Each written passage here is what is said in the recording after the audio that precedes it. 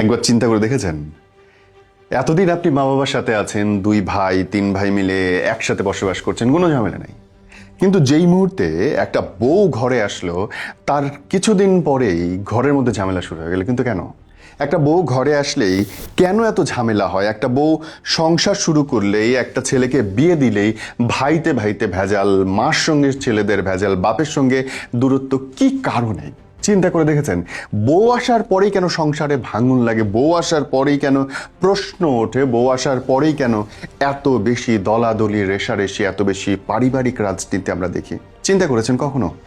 যদি আপনার মস্তিষ্ক ওপেন থাকে, যদি আপনি মুক্ত চিন্তা গ্রহণ করার সাহস রাখেন, তাহলে এই ভিডিওটা দেখেন, না হলে স্কিপ করে যান, কারণ কলিজায় বড় আঘাত লাগবে ভাই। দুটো প্রেক্ষাপট চিন্তা করুন। একটা মা বাবা খুব যত্ন করে তার সন্তানদের মানুষ করছেন যতটুকু সাধ্য।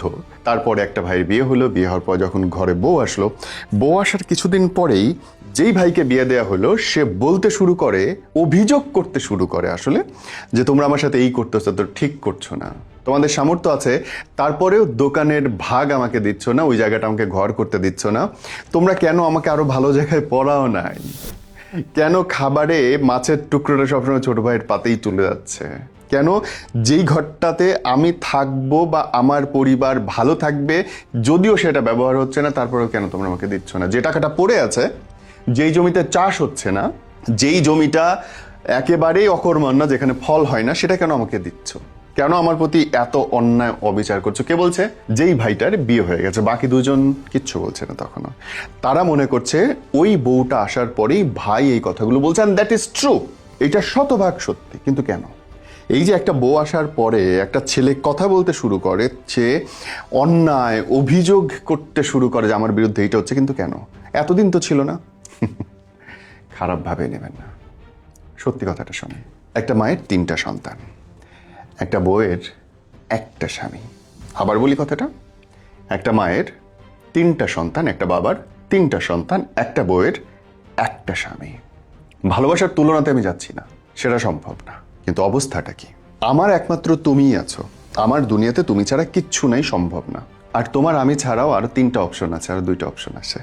আসতেছে তো কথা। যখন বউটা দেখে যে তার স্বামীর সঙ্গে ওই পরিবারে অন্যায় হইছে, অবিচার হইছে, তখন বউটা বলে, বউটা প্রতিবাদ করে, বউটার গায়ে লাগে। কারণ দিন শেষে একটা মেয়ের পরিচয় হচ্ছে তার স্বামী। দিন শেষে বাংলা সভ্যতায় একটা মেয়ের আশ্রয়স্থল হচ্ছে তার স্বামী। দিন শেষে একটা মেয়ের ছাদ, পায়ের তলায় মাটি হচ্ছে তার স্বামী। আর সেই স্বামীর বিরুদ্ধে যখন পরিবারে ইচ্ছাকৃত অনিচ্ছাকৃত অন্যায় হয়, তখন সে না বলে থাকতে পারে না, সে কথা বলে।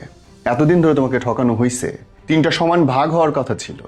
আদর বলো, স্নেহ বলো, সম্পত্তি বলো, দোকান বলো, ঘর বলো, বাসার ছাদ বলো, 3টা সমান ভাগ হওয়ার কথা ছিল, তোমার জন্য হয় নাই। কেন হয় নাই? কেন সমস্ত কিছু একটা বোনের নামে চলে গেল? ঘরে 10টা আম হয়েছে, তাই তো? তার একটা অংশ তো তোমার পাওয়ার কথা, সমান অংশ, সেটা কেন হচ্ছে না? সেটা কেন ওই দিকে যাচ্ছে? যখন বউটা বলা শুরু করে, তখন গিয়ে এই হাজবেন্ডটা প্রথমত বিরক্ত হয়, তার বউয়ের প্রতি ক্ষেপে যায় যে যেই মা আমাকে এত স্নেহ করে বড় করছে, সেই মায়ের বিরুদ্ধে কথা বলিস, তুই কেডা, তুই খারাপ মহিলা। কিন্তু দিনের পর দিন পাথরের আঘাত সহ্য করতে করতে একটা সময় ওর চোখে টিনের চশমাটা ভেঙে যায় এবং দেখতে পারে যে আমাদের মা বাবারা সত্যি সত্যি এক এক সন্তানের কাছে এক এক রকম। যেই সন্তানকে মাফ করবেন কথাটার জন্য, যেই সন্তানকে যেই কথা বলে ম্যানুপুলেট করা যায়, সেটা শুধুমাত্র জন্মদাত্রীরাই জানে, আর কেউ জানে না। কোন সন্তানকে কোন কথাটা বললে কোন কাজটা সে করবে, সেটা যে তাকে বড় করছে সে ছাড়া কেউ জানে না। কিন্তু ওই কথাগুলোই বলতে হবে, ওইভাবেই অনুভূতি দেখাইতে হবে, ওইভাবে চোখের জল এবং শব্দের গাঁথুনি দিতে হবে, যেন ওই সন্তানটা ওই আচরণগুলো করে। এটা জরুরিও তাদের জন্য। আমি খারাপ বলছি না, ভালো বলছি না, আমি বলছি পরিস্থিতির কথা। এটা পরিস্থিতি।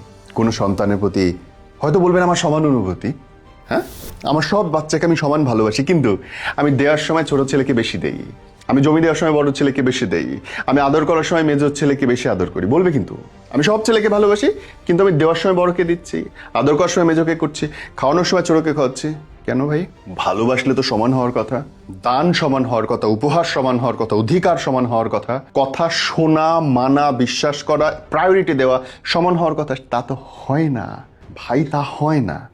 আর এই কথাগুলি যখন বউ বলে, কারণ বউ আর একটা বাড়ির মেয়ে এবং সে এই বাড়ির সমস্ত কিছু দূর থেকে দেখে। আপনারা তো জানেন, চোখের একদম কাছে লাগায় রাখেন, কিচ্ছু দেখতে পারবেন না। ট্রাই করে দেখেন, 2 হাত একদম কাছে, দেখতে পারবেন না। হাতটা একটু দূরে নেন, দেখতে পারবেন। কেন?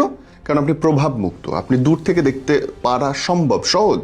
একটা বউ দূর থেকে আসে, আরেকটা ফ্যামিলি থেকে আসে, সে ওই ফ্যামিলির অবস্থান জানে, দুনিয়া জানে, সে কিন্তু তুলনা করতে পারে যে আয় আল্লাহ, ওর মা বাবা ওরে এমনভাবে ঠকাইছে। আর যেদিন থেকে বলতে শুরু করে সেদিন থেকে বাকি পুরো পরিবার ওই মেয়েটাকে বলতে শুরু করে, একদিন তো ঝামেলা ছিল না, তুই আইসা শুরু হয়েছে। কাল নাগিনী কোথাকার, এই কাল নাগিনীটা ঢুকছে, সংসারে ঝামেলা হয়েছে। বোঝা গেল? মনে রাখবেন ভাই, একটা মেয়ের স্বামী একটা, মা বাবার অনেকগুলো বাচ্চা হয়।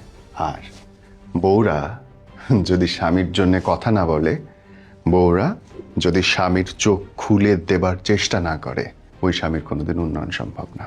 আল্লাহ মেয়েদের পাঠাইছে এই কারণে যে সে যেন তার হাজবেন্ডের জন্য ফাইট করে, পেছনে শক্তি হয়ে দাঁড়ায়। তাই তো বলি, বউ আসার পরে যদি ওই বউয়ের নামে দুর্নাম হয় যে সে আসার পরে ঘরে ঝগড়া শুরু হয়েছে, ও একটা খারাপ মেয়ে, ও সারাদিন ওর স্বামীর অধিকার নিয়ে লড়াই করে, স্বামীর ভালো চায়, স্বামীকে একবেলা বেশি খাওয়াইতে চায়, স্বামীর জন্য একটু সম্পত্তির ভাগ বেশি চায়, ওই বউটা লক্ষ্মী বউ। ওই বউটাকে আদর করবেন। যদি মনে হয় আমি ভুল বলছি ভাই, লেখেন, গালি দিয়ে লেখেন।